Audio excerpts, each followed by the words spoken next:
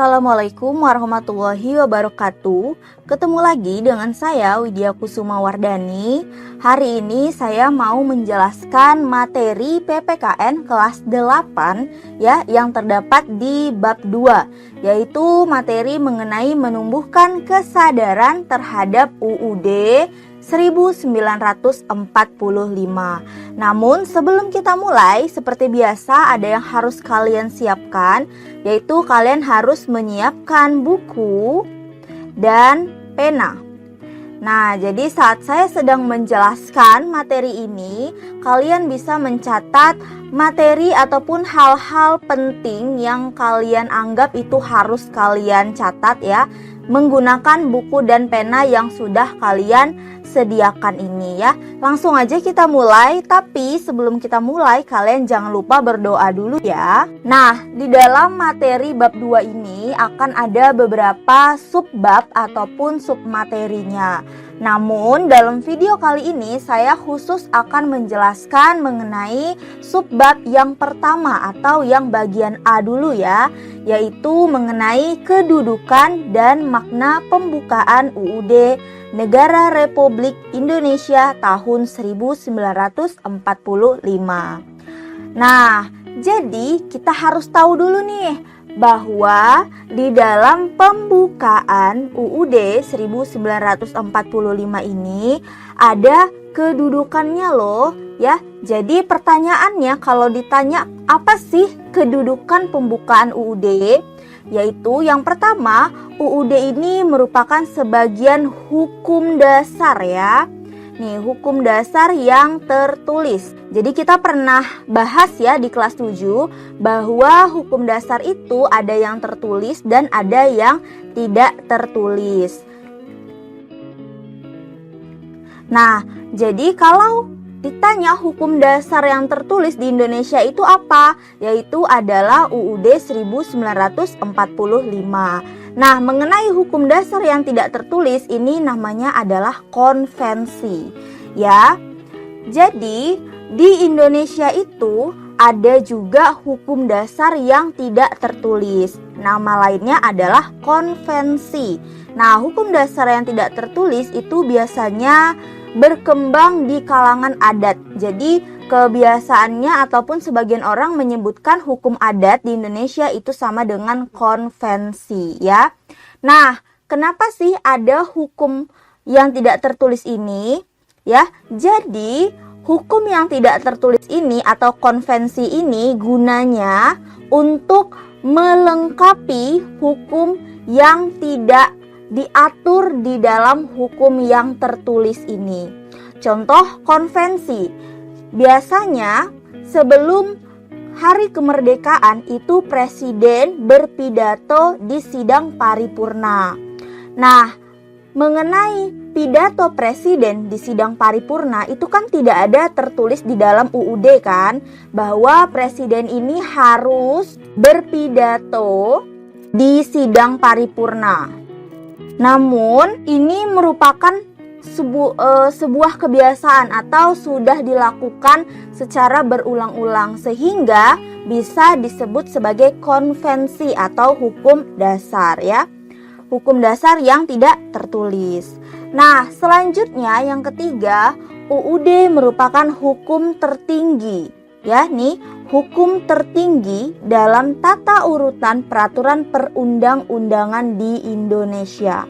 Jadi, mengenai sistem peraturan perundang-undangan di Indonesia ini terdapat beberapa peraturan ya. Salah satunya itu ada peraturan presiden, ada perda, ada peraturan provinsi atau perprov ya. Selanjutnya ada TAP MPR, itu banyak berbagai macam peraturan yang ada di Indonesia.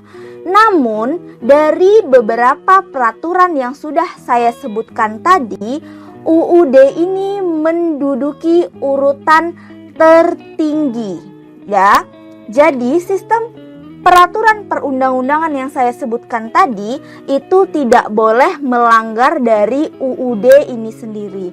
Jadi, kalau dibilang sudah menduduki urutan tertinggi, berarti tidak ada yang boleh menentang ataupun isinya mendahului dari ketetapan yang ada di dalam UUD ini. Paham ya?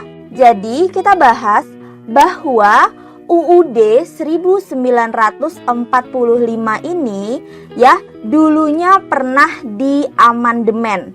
Amandemen itu artinya mengalami sedikit perubahan ya. Jadi UUD 1945 ini sudah diamandemen sebanyak 4 kali ya. Kalian cari tahu tahun-tahun berapa aja UUD di amandemen. Dari amandemen pertama tahun berapa, amandemen kedua tahun berapa, amandemen ketiga tahun berapa, dan terakhir tahun berapa amandemen yang keempat. Nah, jadi setelah di amandemen, sistematika ini artinya sama dengan urutan ya, urutan atau susunan. Nah, jadi setelah di amandemen, urutan atau susunan UUD 1945 ini mengalami perubahan. Jadi ada perubahan di antara sebelum di amandemen dengan sesudah di amandemen. Kita lihat ya di mana bentuk perubahan itu. Kita bahas dulu dari yang sebelum amandemen. Nah, ini dia. Sebelum di amandemen ya, UUD 1945 ini terdiri dari 3 bagian. Ya, yang pertama itu ada bagian pembukaan. Yang kedua ada bagian batang tubuh atau pasal-pasalnya. Yang ketiga ada bagian penjelasan, ya. Nah, selanjutnya kita lihat sistematika, urutan ataupun susunan UUD 1945 yang sesudah di amandemen. Oke, ini urutan yang sudah di amandemen. Nah, urutan sesudah amandemen itu hanya ada 2, yaitu hanya ada pembukaan dan pasal-pasal saja. Jadi di bagian sesudah amandemen ini itu tidak ada bagian penjelasan ini. Nah, pertanyaannya, kemana sih bagian penjelasan ini di bagian sesudah amandemennya?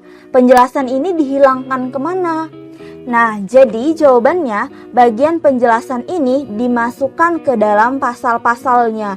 Jadi pasal-pasalnya ini di dalam sesudah amandemen itu pasal-pasalnya sudah rinci. Ya, bagian penjelasan itu dimasukkan langsung ke dalam pasal-pasal. Jadi bagian sesudah amandemen itu hanya ada 2 bagian, yaitu pembukaan dan pasal-pasal. Nah, pertanyaannya, saat di amandemen, apakah pembukaan ini berubah? Nah, kalian jawab, saat di amandemen, apakah pembukaan ini ikut dirubah? Kita tahu ya, bahwa saat di amandemen ada beberapa pasal yang diubah, ya. Nah, pertanyaannya, pembukaan ikut diubah juga nggak ya? Nah, jawabannya itu adalah tidak, ya. Kenapa tidak? Karena salah satu syarat dari amandemen ini adalah tidak boleh untuk merubah pembukaan. Nah, kenapa pembukaan ini tidak boleh dirubah? Karena di dalam pembukaan ini sudah kompleks mengenai struktur yang terdapat di Indonesia.